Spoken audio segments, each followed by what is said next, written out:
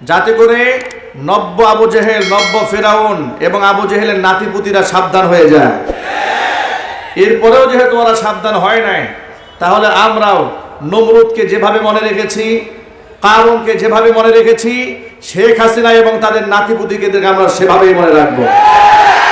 কথা বলতে হবে, ঠিক কিনা জেনে বলেন? আপনারা কি প্রস্তুত আছেন?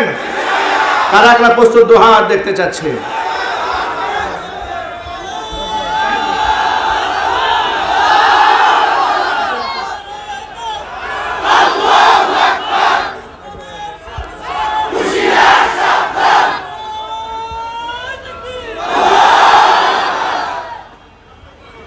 এটা নারায়ে তাকবীর আল্লাহু আকবার বললেন, এই স্বাধীনতাও তো ছিল না, ঠিক কিনা বলেন? 2018 সালে নরসিংদী রায়পুরাতে একই স্টেজে আমি এবং আল্লামা মামুনুল হক হাফিজাহুল্লাহ ছিলেন। তো সেখানে আমরা কথা বলছিলাম, এমন সময় মামুনুল হক সাহেব স্টেজে আসার আগ মুহূর্তে আমি কিছু কথা বলছিলাম, এগুলো রেকর্ড আছে, এখন ইউটিউবে দেখবেন। তো কিছু শ্রোতারা দাঁড়িয়ে আল্লাহু আকবার বলেছিল। আল্লাহু আকবার, আল্লাহু আকবার বলার পরে আস্তে আস্তে আপনারা মোবাইলগুলো একটু সাইড করে দিন। হ্যাঁ, একটা সাইড করে দিলে মানুষের জন্য দেখতে সহজ হবে। মিডিয়াগুলো একটা সাইড ঠিক আছে, মোবাইলগুলো এবার সামনে দিলে চেহারা দেখতে পায় না, তো এত দূর থেকে কষ্ট করে আসছে, চেহারা না দেখলে তো ওয়াজ শুনে মজা লাগে না। আবার আপনারাও ধৈর্যের সাথে যারা মিডিয়া পারসন তাদেরকে সহযোগিতা করবেন, ঠিক না ভাই? হ্যাঁ, একটু সাইড করে দিন, আপনি সাইড করে দেন, ওনাদের দেখতে কষ্ট হচ্ছে। আস্তে আস্তে ভাই। তো সেখানে আল্লাহু আকবার স্লোগান দেওয়াতে, নারায়ে তাকবীর বলাতে চেয়ারম্যান সাহেব স্টেজে দাঁড়িয়ে গেলেন আমার সামনে। আমি স্টেজে বসে আছি, বক্তব্য দিচ্ছি, চেয়ারম্যান সাহেব দাঁড়িয়ে শ্রোতাদেরকে ধমক দিয়ে বলছেন, কেউ স্লোগান দেবেন না, আল্লাহু আকবার বলবেন না। এই দিনগুলো আমরা ভুলি নাই, সব মনে আছে আমাদের। কড়ায় গন্ডায় এর হিসাব নেওয়া হবে, একটাকেও ছেড়ে দেওয়া হবে না। আবু জেহেলের নাতিপুতিদেরকে একটাকেও ছাড়া হবে না ইনশাআল্লাহ। ওরা জয় বাংলা স্লোগান শোনাতে শোনাতে আমাদের বাচ্চাদেরকে মুখস্থ করায় ফেলেছে। আমার ছোট্ট বাচ্চা 4 বছর বয়স, ঘরের মধ্যে একদিন বলতেছে, জয় বাংলা জিতবে এবার নৌকা। কোত্থেকে শিখেছে যেটা? কয় বাবা, এই যে সব সময় মাইকে গুলো বাজে সামনে দিয়ে, শিশু বাচ্চা তো মুখস্থ করে ফেলেছে। তোমরা জয় বাংলা শোনাতে শোনাতে আমাদের বাচ্চাদেরকে মুখস্থ করে ফেলেছিলে, আর আমাদের আল্লাহু আকবার বলতে গেলে কলেজে আগুন লাগতো। আরে বাবা, আল্লাহু আকবার বললে তো নরেন্দ্র মোদীর কোলে যায় আগুন জ্বলার কথা, তোমার জ্বলে কেন? এর দ্বারা প্রমাণ হয় নরেন্দ্র মোদী শুধুমাত্র ইসলামের ক্ষতি একা করে নাই, তোমরা নরেন্দ্র মোদীর নাতিপুতিরাও ইসলামের 12টা বাজিয়ে ছেড়েছিলে। নরেন্দ্র মোদী এবং ওদের নাতিপুতিদের দিন শেষ, কোরআন সুন্নাহর বাংলাদেশ। আগামীর বাংলাদেশ ইসলামের বাংলাদেশ, আগামীর বাংলাদেশ কোরআন সুন্নাহর বাংলাদেশ। আগামীতে একেবারে পাকঘর থেকে শুরু করে রান্নাঘর পর্যন্ত আল্লাহর কোরআন দিয়ে পরিচালিত হবে, সংগ্রামে ঝাঁপিয়ে পড়তে হবে। প্রস্তুত করা দুহাত দেখতে যাচ্ছি।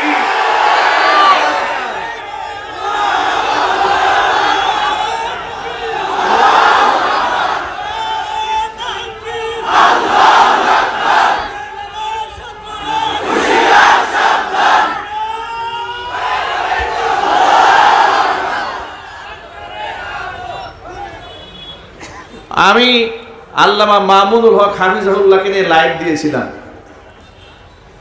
ওরা আমার নামে থানায় অভিযোগ করেছে যে এই লোক হচ্ছে, এই মাদানী হুজুর হচ্ছে মামুনুল হকের পাপের সাক্ষী।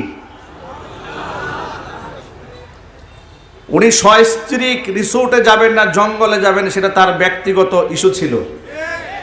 এটা নিয়ে তোমরা তামাশা করেছিলে। তোমরা যে সেঞ্চুরি করেছো সেই ইতিহাস কিন্তু আমরা ভুলে যাইনি। জাহাঙ্গীরনগর বিশ্ববিদ্যালয়ে তোমরা সেঞ্চুরি করে মিষ্টি বিতরণ করেছিলে, ইতিহাস আমাদের জানা আছে।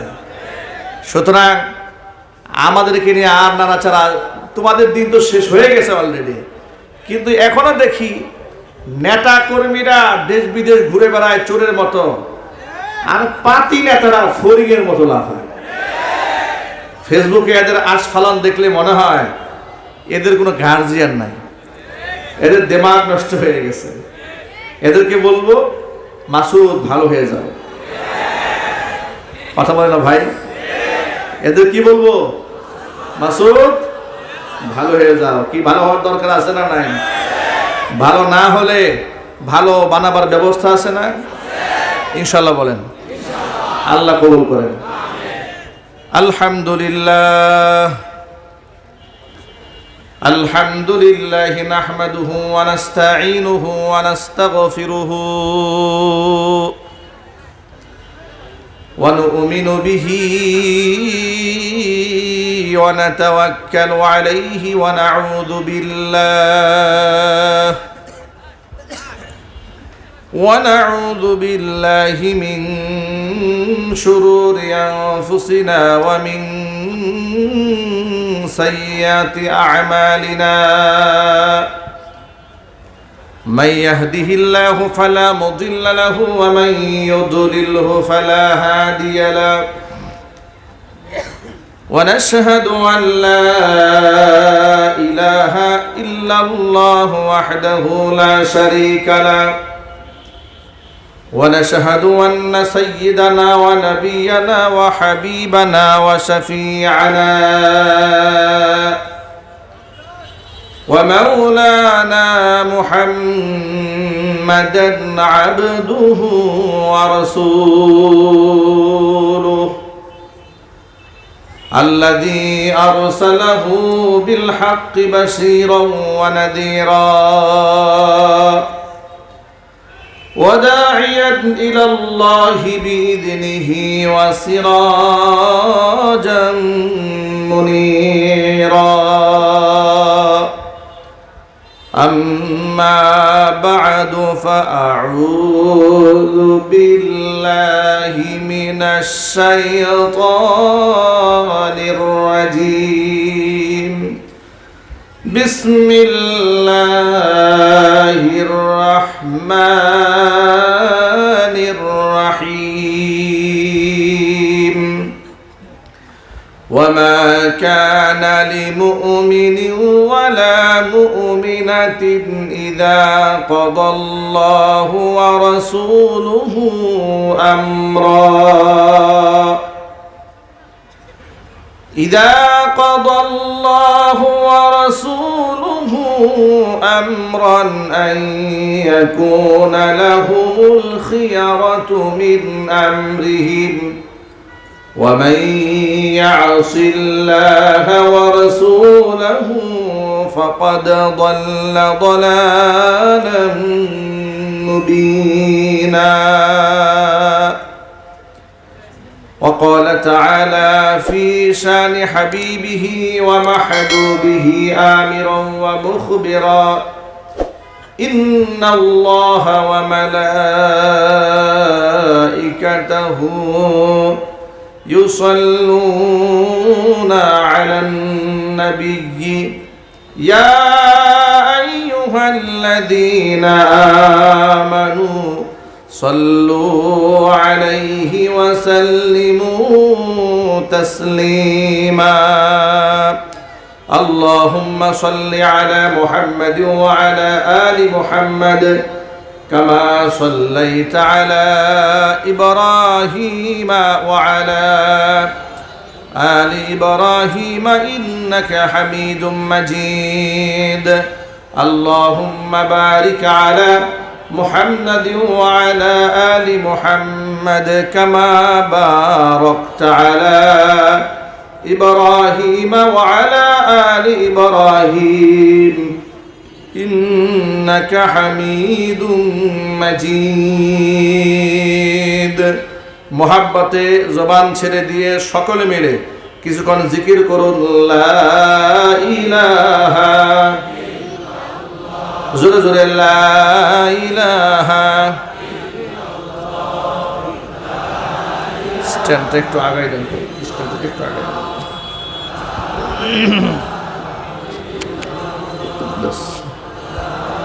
এই অপারেটর হালকা রিভার্ব দিয়ে রাখেন, একটু ভলিউম দেন, এই স্টেজ মনিটরে আওয়াজ দেন, প্যান্ডেলের ভিতরে সাউন্ড দেন। मोहब्बते ला इलाहा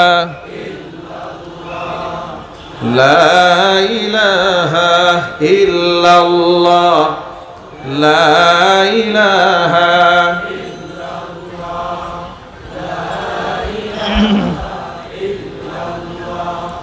لا إله إلا الله لا إله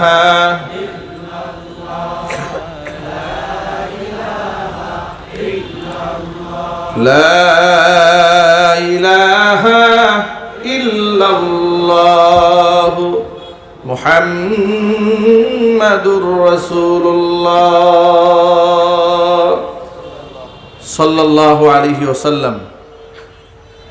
ঐতিহ্যবাহী গাজীপুর জেলার অন্তর্গত গাজীপুর সিটি কর্পোরেশনের ১ নং ওয়ার্ড দক্ষিণ বাগবেড় আন্ধার মানিক জামিয়াতুল ওলিজা ইসলামিয়া ও জামিয়া হযরত সুমাইয়া রাদিয়াল্লাহু তাআলা আনহা মহিলা মাদ্রাসা কর্তৃক আয়োজিত ২০ সালা দস্তারে ফজিলত ও আন্তর্জাতিক ইসলামী মহাসম্মেলন ২ দিন ব্যাপী আজকের এই প্রথম দিবসের দ্বিতীয় অধিবেশনের সম্মানিত সভাপতি আলহাজ অ্যাডভোকেট এস.এম. খালেদ মাহমুদ রাব্বি, মোতাওয়াল্লির সভাপতি অত্র জামিয়া, আল্লাহ রাব্বুল আলামিন তার নেক হায়াত দারাজ করুন।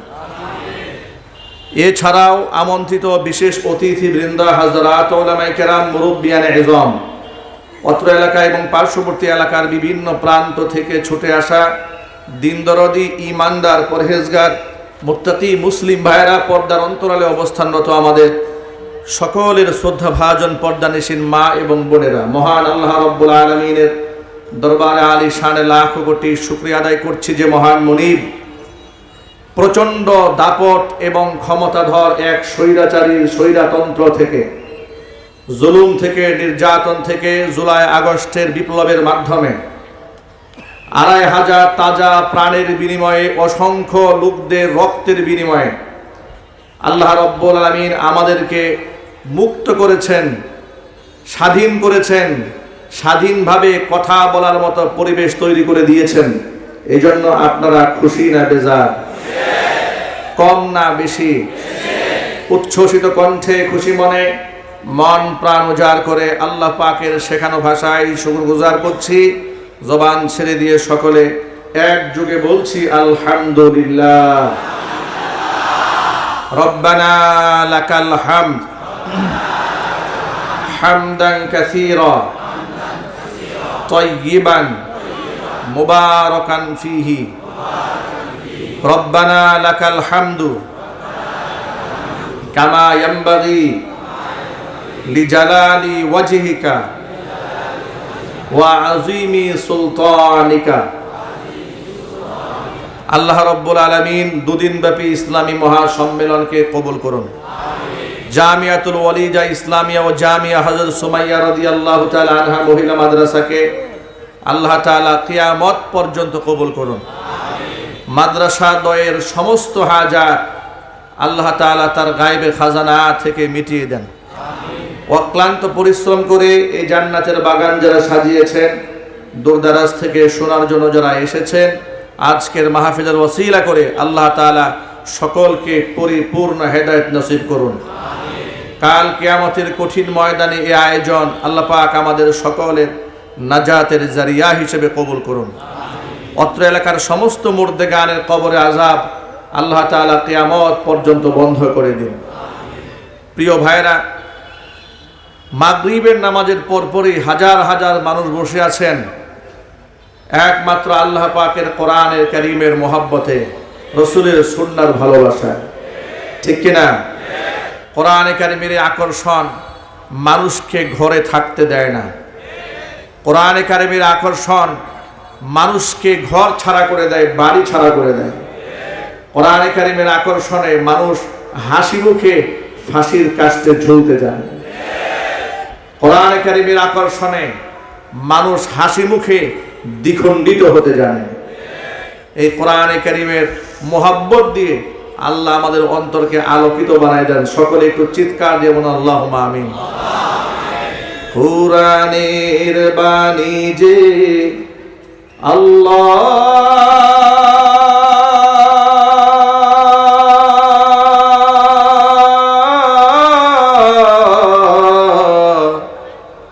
আমাকে করেছে ব্যাকুল, আমাকে করেছে ব্যাকুল। কুরআনের বাণী যে আল্লাহ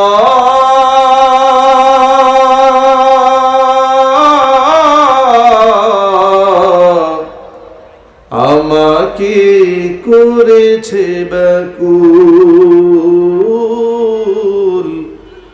আমাকে করেছে ব্যাকুল।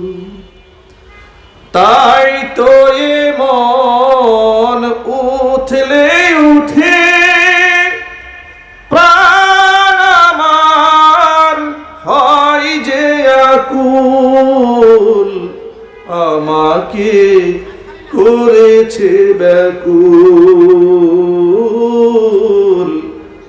আমাকে করেছে ব্যাকুল। কুরআনের বাণী যে আল্লাহ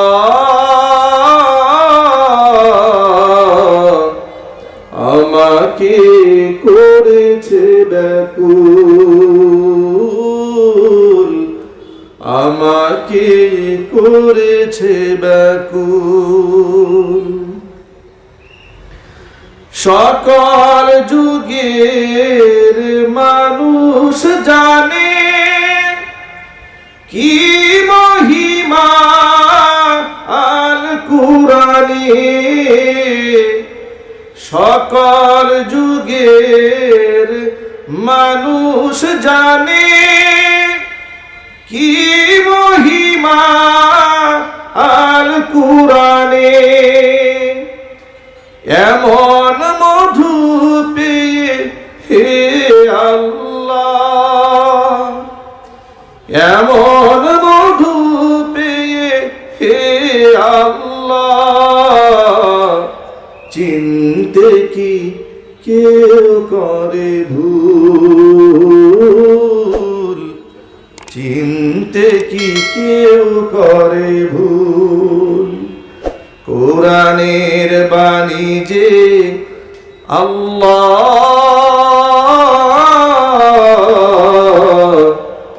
আমাকে করেছে ব্যাকুল, আমাকে করেছে ব্যাকুল, আমাকে করেছে ব্যাকুল।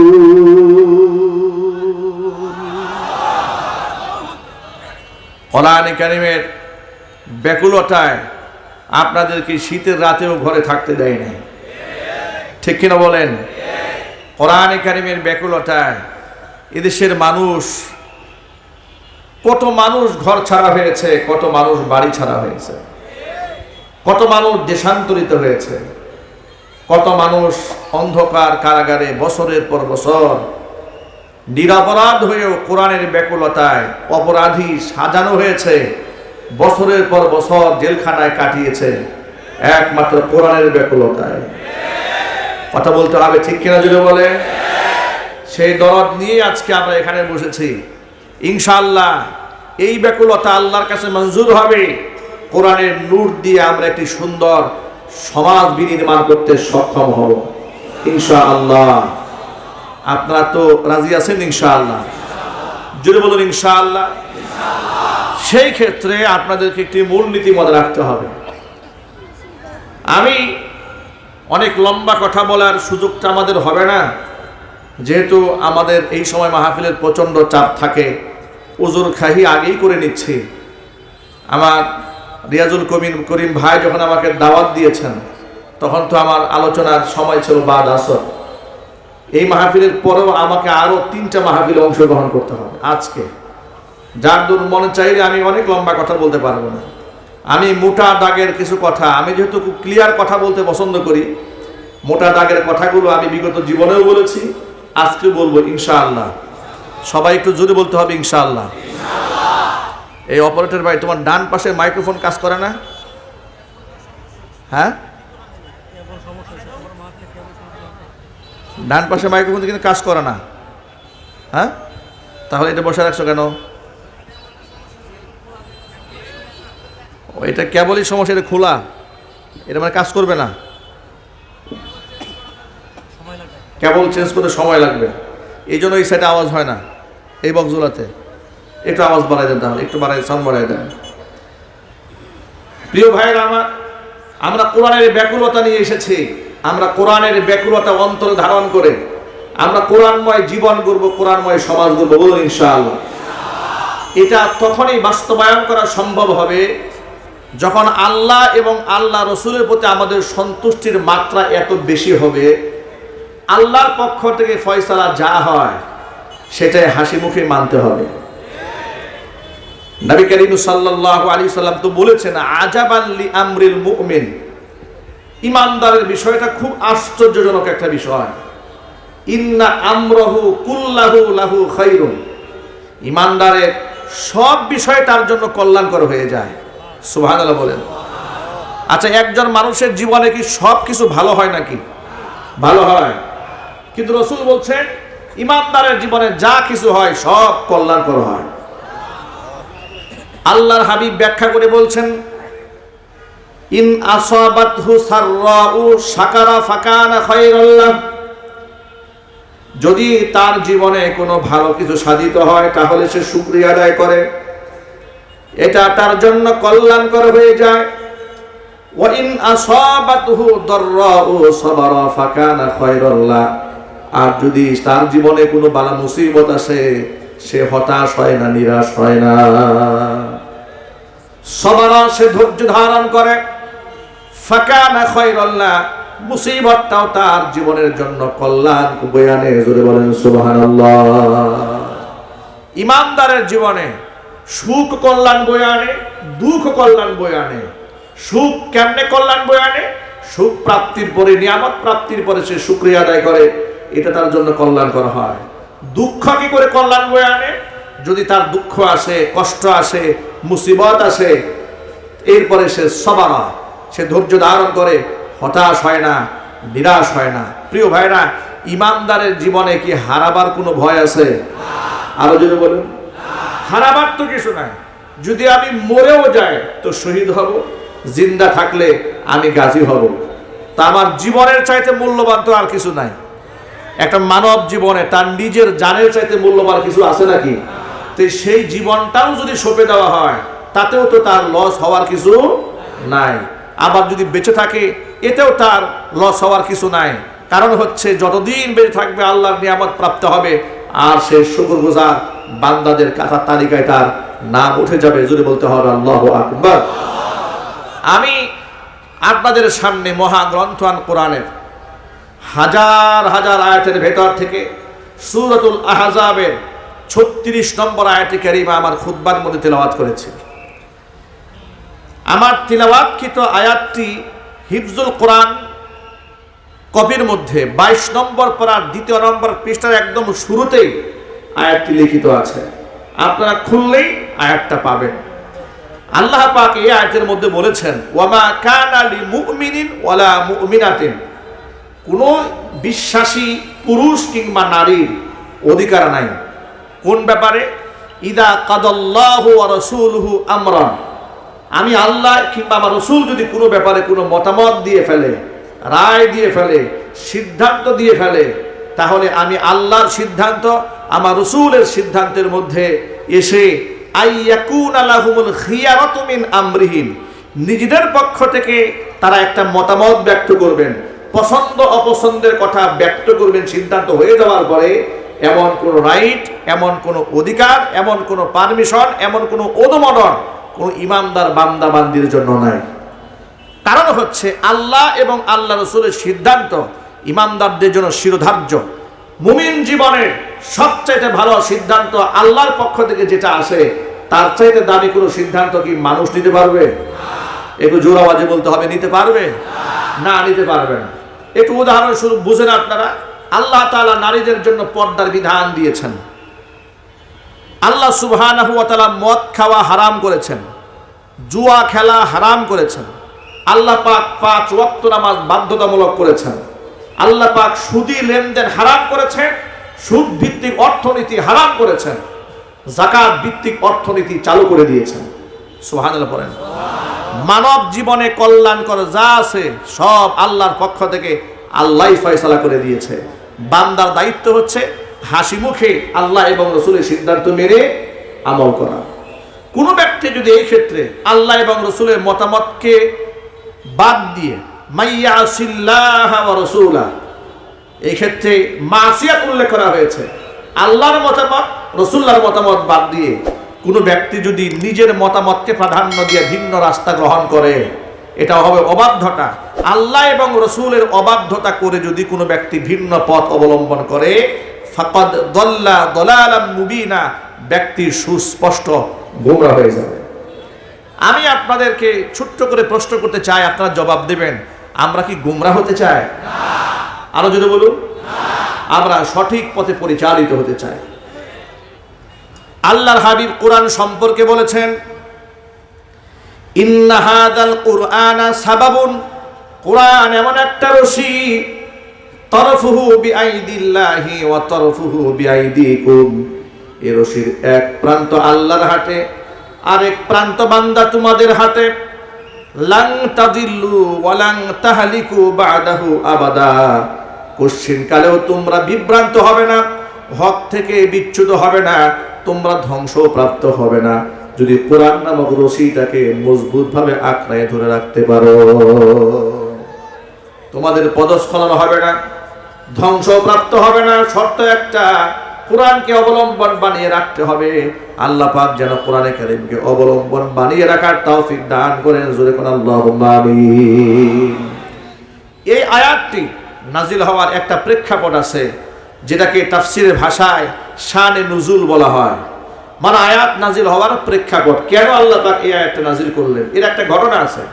ঘটনা হচ্ছে নবী করিম সাল্লাল্লাহু আলাইহি সাল্লামের আপন ফুফাতো বোন যায়নাব বিনতে জাহাশ রাদিয়াল্লাহু তাআলা আনহা, তাকে আল্লাহর হাবিব সাল্লাল্লাহু আলাইহি সাল্লাম নিজের পালক পুত্র যায়েদ বিন হারেসা রাদিয়াল্লাহু তাআলা আনহুর পক্ষ থেকে বিবাহের পয়গাম পাঠালেন তার কাছে। যায়নাব বিনতে জাহাশ রাদিয়াল্লাহু তাআলা আনহা রাসূলের ফুফাতো বোন, কুরাইশ বংশী সুন্দরী নারী। তিনি যখন শুনতে পেলেন যে রাসূল আমার জন্য পাত্র সিলেক্ট করেছে যায়েদ বিন হারেসাকে, তিনি এটা মন থেকে অ্যাকসেপ্ট করতে পারলেন না। অ্যাকসেপ্ট করতে না পারার পেছনে তার যৌক্তিকতা ছিল যে আমি হলাম কুরাইশ বংশের একটা স্বাধীনা মুসলিম রমণী, আমার সামাজিক স্ট্যাটাস বংশীয় মর্যাদা অনেক উপরে। পক্ষান্তরে যায়েদ বিন হারেসা হচ্ছে কৃতদাস, উকাজের মেলা থেকে তাকে 8 বছর বয়সে খরিদ করা হয়েছিল। সুতরাং একজন কৃতদাসের সাথে যদিও সে রাসূলের পালক পুত্র হিসেবে এখন সে মর্যাদা পেয়েছে, কিন্তু তার সাথে আমার বিবাহ বন্ধন হবে, এটা আমি মন থেকে মানতে পারলাম না। তিনি গ্রহণ করলেন না এই প্রস্তাব। সাথে সাথে তার ভাই আব্দুল্লাহ ইবনে জাহাশ, যায়নাব বিনতে জাহাশের ভাই, তিনিও এই প্রস্তাব অ্যাকসেপ্ট করলেন না। তার পরিপ্রেক্ষিতে আল্লাহ তাআলা আয়াতখানা নাজিল করলেন। আয়াত নাজিল হওয়ার পরে এই আওয়াজ যখন যায়নাব বিনতে জাহাশের কান পর্যন্ত পৌঁছেছে, তখন তিনি বললেন, আল্লাহ এবং রাসূলের সিদ্ধান্তই চূড়ান্ত। হুজুর যে সিদ্ধান্ত দিয়েছেন যায়নাব যায়েদ বিন হারেসাকে বিবাহ করতে হবে, আমি হাসি মুখে আল্লাহ এবং রাসূলের সিদ্ধান্ত মেনে নিলাম। একটু জোরে আওয়াজে বলতে হবে আল্লাহু আকবার। আয়াতটি মুফাসসিরিনে কেরামরা লিখেছেন, যদিও আয়াতটি নাজিল হয়েছে একটা খাস ঘটনাকে কেন্দ্র করে, কিন্তু ঘটনার হুকুম ব্যাপক। প্রত্যেকটা মুমিন মুসলমানের জীবনে আল্লাহ এবং রাসূলের সিদ্ধান্তই শিরোধার্য। এই ক্ষেত্রে কোনো যুক্তি চলবে না, কোনো তর্ক বাণিজ্য করা যাবে না। যেমন আমরা যদি আমাদের যুবক ভাইদেরকে বলি, যুবকেরা মুখে দাড়ি রাখতে হবে, দাড়ি রাখার বিধানটা ওয়াজিব। সব ফুকাহা ইকরাম এই ব্যাপারে একমত। দাড়ি রাখা কি জোরে বলেন তো ভাই? আরো সবাই তো জোরে বলতে হবে। দাড়ি রাখার বিধানটা ওয়াজিব। 100 যুক্তি সামনে নিয়ে দাঁড়িয়ে যায়, হুজুর এখনো বয়স হয় নাই, চাকরি বাকরি করি, ব্যবসা বাণিজ্য করি, দাড়ি রাখলে মিথ্যা কথা বলা যায় না, কিন্তু যেহেতু মিথ্যা কথা বলতে হয় এই জন্য আমি দাড়ির অমর্যাদা করতে চাই না, এই জন্য কেটে ফেলি। কি বুদ্ধি দেখছেন? উনি দাড়ির অমর্যাদা করবে না, মিথ্যা কথা বলতে হয় তো, এই জন্য দাড়ি আগে থেকেই কামায় রাখে। এরকম বুদ্ধি শুনলে শয়তান কিন্তু খুব খুশি হয়, ঠিক কিনা যদি বলেন? দাড়ির ক্ষেত্রে হাজারো যুক্তি দাঁড় করায় দেয়, আবার না রাখার পেছনে গল্প করে বলে, হুজুর দাড়ি এত গুরুত্ব নিয়ে পড়ে আছেন আপনি, গোটা দেশ চলতেছে একদিকে আর আপনি দাড়ি নিয়ে পড়ে আছেন। আমি বলি ভাই, আমি শুধু দাড়ির কথা বলি না, এটা এক্সাম্পল বলেছি। দাড়ি, টুপি, তাসবিহ, জায়নামাজ, সুন্নতের মিসওয়াক থেকে শুরু করে সুন্নতে নববী, বাস্তব জীবনের সকল ক্ষেত্রে আল্লাহর নবীর আদর্শগুলোকে হাসি মুখে মানতে হবে। কোন বিধানকে তুচ্ছ করা, ব্যঙ্গ করা, খাটো করা, ছোট করে দেখার কোনো সুযোগ নাই। জোরে কোন ঠিক কিনা? আমার মায়েদের জন্য আল্লাহ তাআলা পর্দা করা ফরজ করে দিয়েছেন।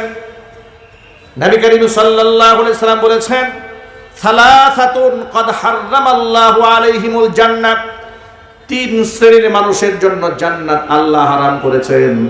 এক নাম্বার হচ্ছে মুদমিনুল খামর, যারা মদ্যপান করে তাদের জন্য আল্লাহ জান্নাত হারাম। দুই নাম্বার হচ্ছে ওয়াল আকু, পিতা মাতার অবাধ্য সন্তান যারা, তাদের জন্য আল্লাহর জান্নাত হারাম। তিন নাম্বার ওয়াদাইয়ুসুল্লাযী ইউকিররু ফি আহলিহিল খাবাস, ওই দাইয়ুস পুরুষ, যে দাইয়ুস পুরুষ তার অধীনস্থ নারীদেরকে অশ্লীল কাজে দেখার পরেও সে প্রতিবাদ জানায় না, অন্যায়ভাবে চলাফেরা করার পরে বাধা সৃষ্টি করে না, এমন পুরুষের জন্য আল্লাহর জান্নাত হারাম। জোরে কর নাউজুবিল্লাহ। এখন যদি পর্দার কথা বলা হয়, যুক্তি দেখায় বলে, হুজুর ধর্মীয় গোঁড়ামিটা একটু বাদ দেন, ধর্মান্ধতা বাদ দিয়ে দেন। দেখুন, আমাদেরকে ধর্মান্ধ বলে বামপন্থীরা। আমি আপনাদের অত্যন্ত বিনয়ের সাথে প্রশ্ন করি, আপনারা বলুন তো, যারা ধর্মীয় জ্ঞান রাখে, ধর্ম পালন করে, মান্য করে, তারা ধর্মান্ধ নাকি যারা জানে না তারা ধর্মান্ধ? ধর্মান্ধতা কাকে বলে? ধর্মের ব্যাপারে অন্ধ, ঠিক কিনা বলেন? যারা ধর্মীয় জ্ঞান রাখে না তারা ধর্মান্ধ হতে পারে। ধর্মীয় জ্ঞানে যারা সমৃদ্ধ, ধর্মের জ্ঞানে যারা আলোকিত, যাদের জীবন ওহীর নির্দেশনায় পরিচালিত, তারা কখনো অন্ধ নয়, তারা আলোকিত মানুষ, ঠিক কিনা বলেন?